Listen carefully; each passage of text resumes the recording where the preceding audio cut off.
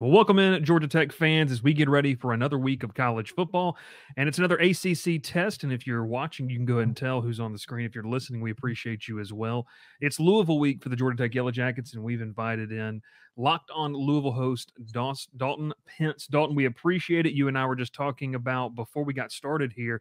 For Louisville's sake, you kind of hope this is not an exciting game, but you did mention that you're higher on Georgia Tech. So just kind of as we kind of get this off the ground, your thoughts maybe on Georgia Tech kind of coming into this matchup, and what's the attitude of the Louisville fan base entering this game? Yeah. First off, thanks for having me on, Bryce. I really appreciate it. I've been ever since that matchup last season between Louisville and Tech. It felt like I wanted to keep an eye on Brent Key's team ever since he permanently got the job. And there were times where they looked pretty good last season. Yeah. And then there were times not so good with Haynes King throwing to anybody but his receivers. But this season, with as much as they brought back offensively, with how Brent Key has sort of changed the culture in the 404, I thought it was pretty intriguing that so many people were overlooking Georgia Tech. And I know that the schedule is brutal, especially in the back half, but I thought to myself, you have Haynes King, who's probably going to get better after another season of being the full-time starter. You have, a lot of the skill guys back, offensive line back, continuity at the coaching. The only question was the defense. And I think that we're still kind of TBD on that defense, right? Mm-hmm. But overall, I feel like the offense is sneaky enough to really give any team in the conference fits. So Georgia Tech was my number 2 trap game of the year for Louisville, one that I knew the Louisville would be favored in, but still, you saw when they played the last time around, you take one quarter off, you could be down double digits pretty quick. So, yeah, we were in the building for that game, and the ebb and flow of that, especially that, like you mentioned, that second quarter was nuts. Yeah, it was crazy. Dalton, obviously Louisville's a team that we've talked about on our show. To me, in my opinion, Jeff Brohm's probably one of the more underrated coaches in the country. When you just talk about what he's been able to do throughout his career with not a lot. I mean, I do make the joke on our show that if you win at Purdue and you can win some big games at Purdue, you're a pretty good football coach. Kind of talk about what it's been like year 2, obviously, at Louisville. I mean, we know it's a familiar fit and everything, but just what are some of the big growth things that you have seen and that maybe this program has seen from year 1 to year 2? I know the schedule hasn't been super challenging to start off the season, but just in terms of maybe some growth tracks just for Brohm and what this program looks like. Well, Jeff Brohm, I mean, the name Brohm in the city of Louisville, I mean, it's royalty. I mean, it's a football family that is prestigious at probably the most prestigious high school program in the city. The main thing I will tell you when Jeff Brohm was hired was there was a complete reinvigoration of the culture. Scott Satterfield really never understood this program in this city. And that's probably no fault to his own, but unfortunately that was the case. Jeff Brohm is the prodigal son, so to speak, for this program. So, the vibes were immediately, shot back up. The juice was reinstalled. The main thing for me was, yes, he overachieved at a place that's damn near impossible to succeed at in Purdue. I felt like, being able to make a Big Ten championship game, but he had to show that he can still take that next step forward. I think the schedule was a little light last year. I mean, Louisville had like one true road game that wasn't at an NFL stadium.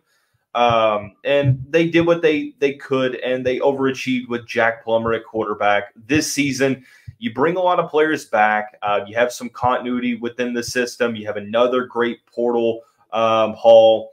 The main thing is, can you go on the road and handle business? Now we'll figure that out coming up next week when they play Notre Dame and then moving forward. But the main thing for me is that Jeff Brohm's defenses look better than maybe Louisville fans thought they were going to, and that's going to be a focal point, especially in this game, because I'm sure we'll talk about the main Achilles heel for Louisville over the past 12 months or so has been defending the mobile quarterback. It has hurt this team over and over and over. And this is the matchup last year that we kind of look at. It's like, okay, you got to get back into it. So to answer your question a long way around, it's been everything you could have hoped for, winning 10 regular season games. But the focus for Louisville fans, I'll be completely honest, the expectations are sky high this season.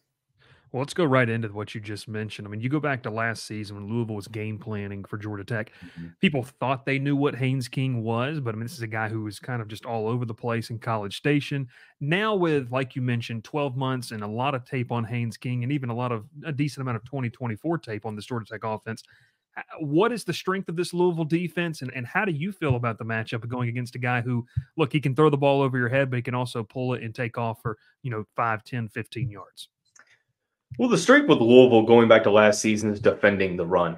That's one thing that I feel like, they have more increased size in the middle of that interior defensive line.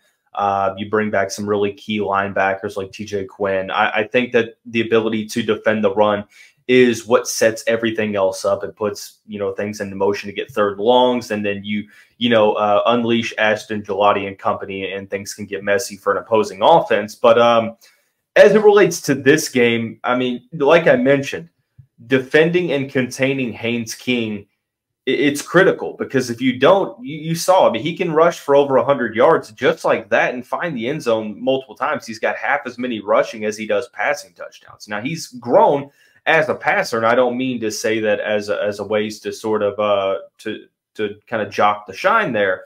But, I feel like Haynes King is at his best from an outside perspective when he's able to improvise. And I think for Louisville, the main thing is you have to make him uncomfortable. Georgia Tech hasn't allowed a sack this year. You have to get into the backfield, and you have to force him to make progressions, just that much quicker. And who knows what that will have an effect on. But I know one thing you can't do is you can't let him scamper for 15, 20 yards at a time, because we talk about that sneaky offense. That's how you let that offense function at full opportunity. Kind of flipping it over to the other side of the football. I mean, this is a Louisville passing offense, top 15 in the country. They're averaging 327.5 yards per game through those two contests.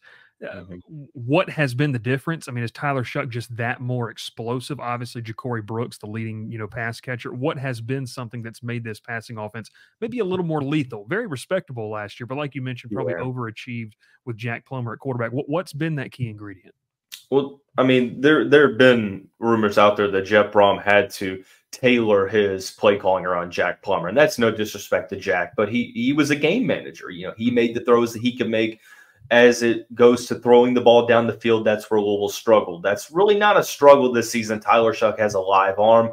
What's funny to me is that I didn't realize how successful they had been through the air, because the playbook has been about as vanilla as you could have expected. I mean, they've been running an autopilot these first two games because they can. I mean, they've covered the spread against two non-Power 5 teams, and they've wanted to assert, the running game and dominating the game on the ground as sort of being the go-to through the first two games. And that's sort of been the calling card, as Louisville has not been able to be stopped running the football, to where they haven't had to open the playbook up. So Jeff Brohm, I'm really interested, Bryce, because Jeff Brohm has kept the cards close to vest. Like, I have no clue what to expect. Unfortunately, Colin Lacey's still out. We won't really get a full understanding of how that offense is going to look until he's back. But Ja'Cory Brooks is, I mean, I sang the song from the hilltops all offseason long. Like, don't forget, this guy led Alabama in receiving touchdowns the year before, he ended up being injured most of the year. So if Tyler Shuck stays upright, I think that, you could see a passing offense that is really prolific in the ACC, probably a top 3 passing offense in the conference. It's just a matter of, will, Tyler Shuck be able to stay comfortable in the pocket, knowing that he's always been this sort of dual threat quarterback. Can he be that pocket passer? All signs in the first two games make me, led to believe yes, but better competition this week. So you mentioned that step up in competition, and I think it's something, for Georgia Tech. I mean, they saw, hey, Florida State maybe wasn't as advertised. They knock off Georgia State. Syracuse kind of punched in the mouth physically in a physical ball game up there on the road. And then they take on VMI, which I told our listeners, I said, hey, look, you want to go out there and dominate? Probably not a lot of things you can take away from beating an FCS opponent like that. So is there maybe a lingering question of what this Louisville team really is because of that? I mean, is that something that fans are nervous / excited to see going into Saturday? Because here's maybe a true test of saying, okay, where are we? Who is this 2024 team? I I mean, there's basically kind of like a running joke that Louisville could go undefeated and still not get any credit from the ACC side of things. Louisville fans always believe that they are slept on by the conference and the country, and I think that there's a lot of truth to that, especially from the conference side. But that's neither here nor there. I've told fans that have argued, well, why is Louisville so far down the power rankings list? Well, they played two teams that were never going to give them much of a fit. And that's sort of the reality of this situation is you don't really know about a team until they show it to you. So I think a lot of Louisville fans are confident, and I'm confident as well, but there are some things that I'm focusing on, especially with this Louisville defense containing the mobile quarterback. I mean, Haynes King's not the only one. Immediately after, you've got Riley Leonard. You've got Cam Ward on the schedule. You've got some other players, Thomas Castellanos. I mean, going down the list, every mobile quarterback that you could get in the ACC, it feels like they're on the schedule this year for Louisville. So ultimately, I think you're always going to have some reservations, that are being held back until you fully see a team in action. I don't think even the Georgia Tech game alone, I think it's going to take 2-3 games to really get sort of a glimpse, first half of the seasons where you get an idea of what this team really is. And maybe, talking with some Georgia Tech fans, they feel like they have a better sense of who they are. They've played 2 ACC games, have gone on the road already, and played a tough Syracuse team. Let's talk a little bit about this run game, because you look at the box score, and if someone just looks at the face value of it, Louisville's played a lot of running backs, through the first 2 contests. And the one, obviously, that's familiar to Georgia Tech fans, former Jacket commit Duke Watson, a Georgia native. Kind of tell me about this run game. How much does it need to be involved? Because it is a lethal passing attack, but ACC play is going to be different in the first 2 games for Louisville. How much does this running game need to offset and maybe competitively balance this offense kind of going forward into this football game? The biggest misconception about a Jeff Brohm offense is that it's an air raid. I cautioned the Louisville fans. I told them, yes, you're going to see Louisville throw the ball more than a Scott Satterfield offense. Scott Satterfield will run the ball first and second down. If it's within 5 yards, he'll run it third down if he needs to. But it still is a pro offense. Like, they do run the ball, and a lot of that is sort of kind of setting the tone. Louisville is at their best when it's challenging to stop them on the ground, because Jeff Brohm factors in a lot of play action, and that's a huge point of emphasis in Tyler Shuck's game. So running the ball will still be key. Now, the deployment of running backs will be pretty interesting. Don Chaney Jr. suffered a high ankle sprain against Jacksonville State. To my knowledge, on September 18th, when we're recording this, we don't know the status of that. But still put, I would expect Maurice Turner to get the bulk of the carries. You're going to see Isaac Brown and Kewan Brown also in the conversation. I think you mentioned Duke Watson. I think that this is probably a situation where, unless Louisville has multiple injuries where they have to play him, I see him as one of the more prime redshirt candidates this season. Just get a couple games of opportunities early on when you can in blowouts, but make sure that you sort of maintain that redshirt eligibility as well. I think he's just got to add a little bit more strength to the frame, but all signs point to him being a fairly good ACC back for the years to come.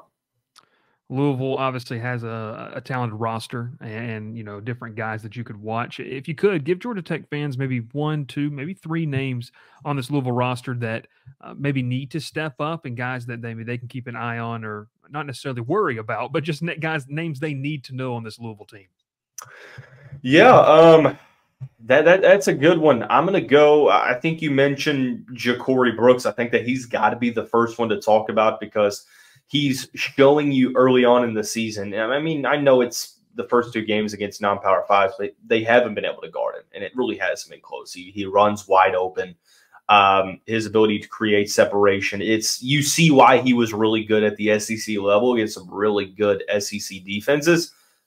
He's just as good as Jamari Thrash was last season. I know that Thrash is a name that Georgia Tech fans will probably wince at, but in my opinion, he's just as good as Jamari Thrash. He's going to be Tyler Shuck's go-to receiver likely, and that's the name to focus on, especially in the skill positions.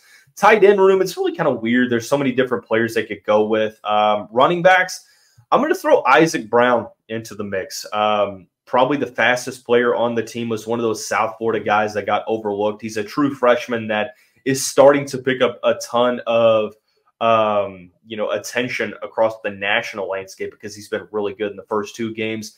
I think he's going to be used in a good amount on Saturday. But like I said, Jeff Brohm kept the playbook very vanilla. He's always a coach that loves to get his guys the ball in space, sort of like Buster Faulkner does. I'm really interested to see how Isaac Brown is deployed. And if I have to choose one defensively, it's going to be Ashton Gelati. He is the heart and soul of that Louisville defense. Possible first-round draft pick, likely ACC Defensive Player of the Year if he has the year that everyone thinks he can have, and definitely a player that's going to test that no sacks given up for that Georgia Tech offensive line. Last one here for you, Dalton. No prediction. I won't get you in trouble with the Georgia Tech fan base on this, but I'm going to say this and you finish my sentence. Louisville wins this game if. What has to happen for Louisville to leave this game victorious? Well, listen, man, I'm not opposed to the Ramblin' Wreck. I've got some family that played sports at Georgia Tech pretty recently, so I've made more trips to Atlanta than I can shake a stick at. But for Louisville to win this game, I'll give you an offensive and defensive. Offensive is keeping Tyler Shuck upright, not losing the turnover battle, and capitalizing in the red zone. I think if they do that, if this gets into a shootout, I wonder how effective a struggling Georgia Tech pass rush can be. Can they show that they're a good rushing defense? Just so many questions surrounding the Yellow Jackets that simply I thought we were going to have answers to after games against Florida State and Syracuse. I realized that I still don't really know as much as I feel like we should. And then defensively, it's containing Haynes King. It's limiting the big play. One thing to Buster Faulkner, and he doesn't get the credit that he deserves. I mean, he's done a really good job with this unit, but it feels like his main thing is let's get the ball out to our playmakers in space and give them the opportunity to make a play. And it sounds simple, but a lot of college coaches don't do that. And I feel like he does a really good job with Eric Singleton and Malik Rutherford and even Haynes King in sort of that read pass option. So it's limiting the big plays. It is containing Haynes King, and then offense, it's sort of your housekeeping notes, keeping your quarterback clean, not losing the turnover battle, and then being effective and efficient in the red zone as well. It's Dalton Pence, Locked On Louisville. Before we get you out of here, Dalton, tell people where they can follow you. You're going to have great content throughout the rest of the week. And then just if Tech fans want to hop on over and view any of the ACC content that you guys have going on. Yeah, so at @dpence_ is my Twitter or X handle. I'm not sure I'll ever call it X. It'll always be Twitter to me. YouTube, you can search Locked On Louisville. Bryce is right. We've got previews we've actually got Jackson Caudell, the publisher for Georgia Tech Sports Illustrated, on for an episode yesterday. We're going to preview the matchup from Louisville side of things. So if you need to get your fix on who Georgia Tech's next opponent is, that's the best place to go for that. And then all of Locked On ACC's content you can find on YouTube as well. So Bryce, appreciate you having me on though, man. Dalton, we appreciate it as well. And once again, shout out to Locked On. They do a great job. Jackson Caudell as well. We've had him on the show. He does a fantastic job over there at Georgia Tech SI. So Dalton, we appreciate it. Should be a fun one. And we'll see how it shakes out on Saturday. But that's a 3:30 kick Saturday afternoon, which I think Tech fans are kind of excited the fact that it's not a night game. If it was a night game, that spread might be a little bit higher. Louisville is allergic to night games, apparently. They don't schedule many. So I'm actually surprised it's not a noon kickoff. But nonetheless, should be a good time in the Ville. Should be. Dalton Pence, Locked On Louisville. It's another episode of Swarm Talk. Make sure you check out Section 103 for all your Georgia Tech gear, the best gear out there in the market, and make sure you use code Crowded Booth for 10% off your order. We'll have, obviously, a reaction show after the game and that full preview on Thursday night. Make sure you tune in live. But this is Behind Enemy Lines, another edition. And once again, Dalton Pence of Locked On Louisville. We'll catch you next time here on the Swarm Talk Podcast.